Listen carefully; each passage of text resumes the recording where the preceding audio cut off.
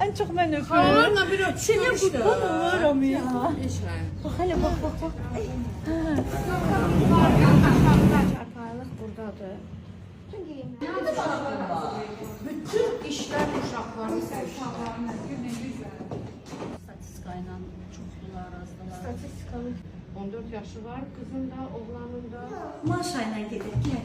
He maşallah.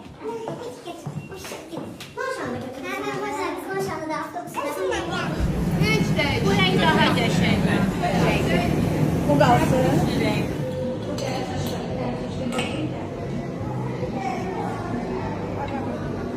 Çay da var imiş.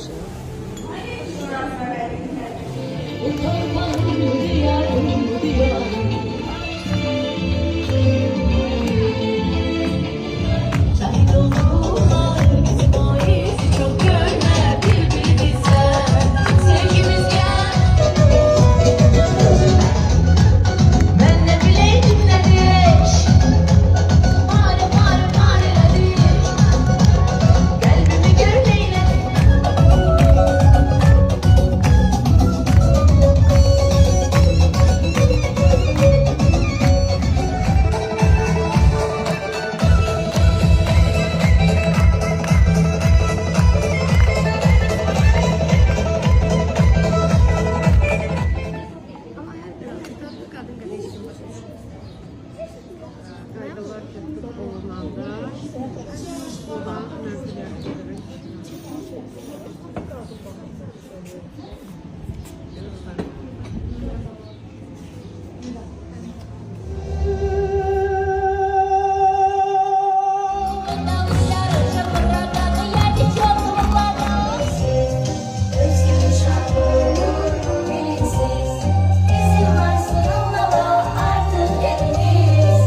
Müdafiə günü bundan gözəl ola bilməz. Bunu bizə yaşadan